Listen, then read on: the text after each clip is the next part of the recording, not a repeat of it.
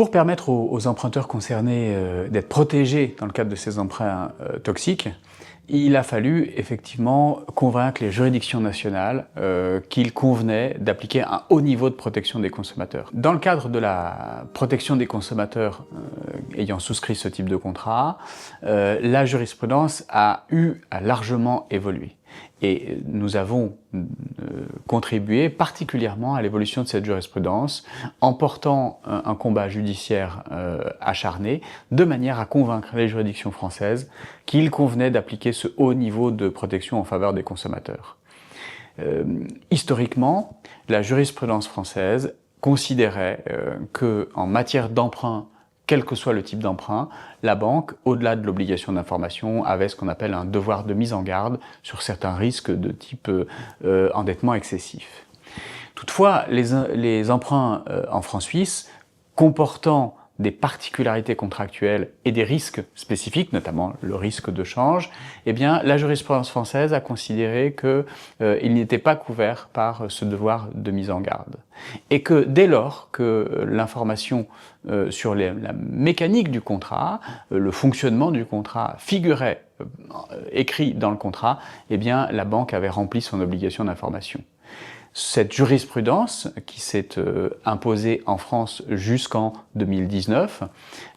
qui a été reconnue par la Cour de cassation. La Cour de cassation a rendu une série de décisions, notamment au cours de l'année 2019,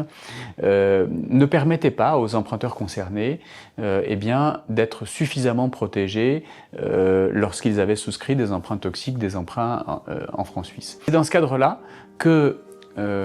eh bien, nous avons décidé de faire saisir la Cour de justice de l'Union européenne sur le fondement du droit européen. Alors, dans ce cadre-là, nous avons soulevé le fait que la jurisprudence française s'écartait du droit européen. Or, le droit européen, notamment la directive 93/13, qui est la directive qui régit le droit des clauses abusives et qui s'applique également dans tous les États membres, dont la France, eh bien, cette directive prévoit que les clauses dans un contrat qui introduisent un déséquilibre significatif entre les droits et les obligations des contractants au détriment du consommateur et en faveur du professionnel, ces clauses doivent être réputées non écrites, c'est-à-dire enlevées du contrat. Et les consommateurs doivent être protégés de ce type de clauses. C'est sur le fondement de cette directive que nous avons considéré que la jurisprudence française s'écartait de la jurisprudence européenne et qu'il convenait donc de demander à la Cour de justice de l'Union européenne, qui a pour mission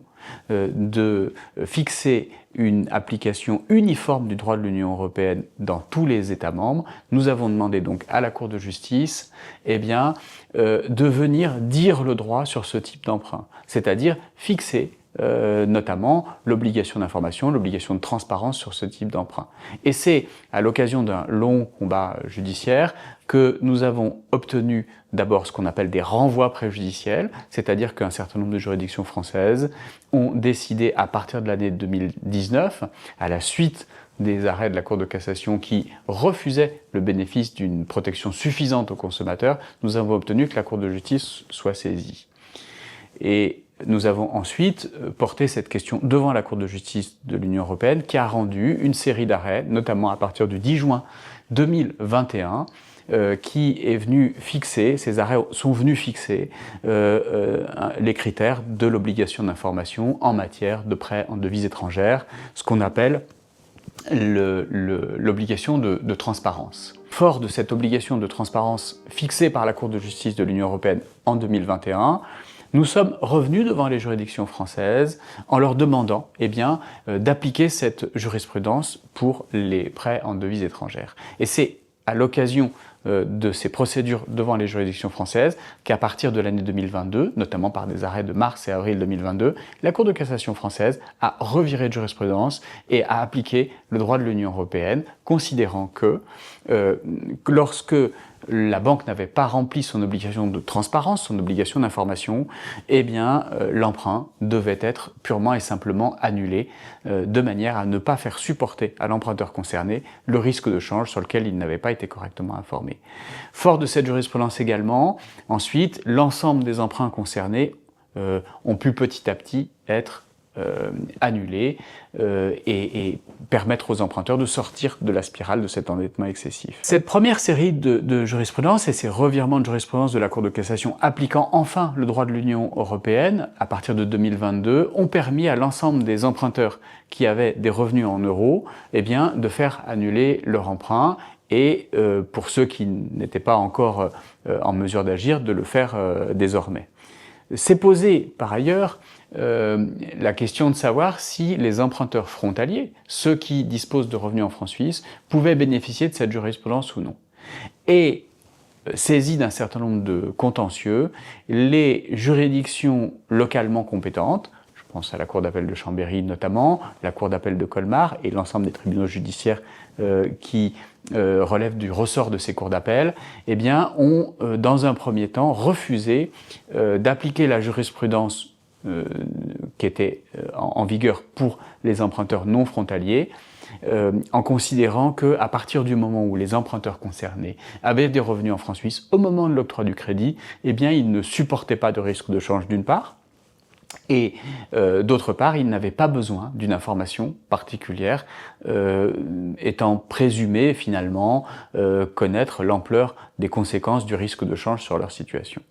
Fort des arrêts de la Cour de justice de l'Union européenne du 10 juin 2021, la Cour de cassation, à l'occasion de ces revirements de 2022 et 2023, eh bien, a approfondi la protection des consommateurs, notamment en alignant l'obligation d'information du Code civil français sur le devoir de transparence du droit de l'Union européenne sur le fondement de la directive européenne sur les clauses abusives.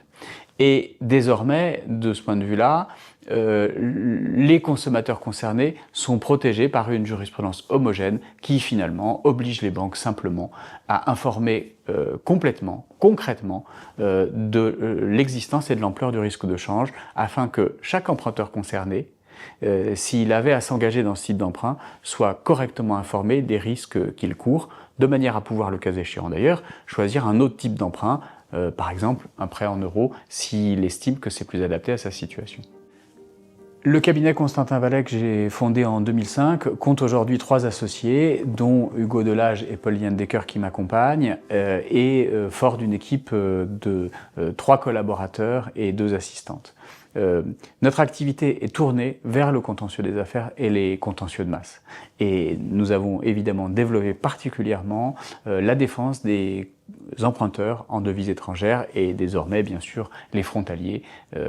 qui sont particulièrement touchés par ce type d'emprunt.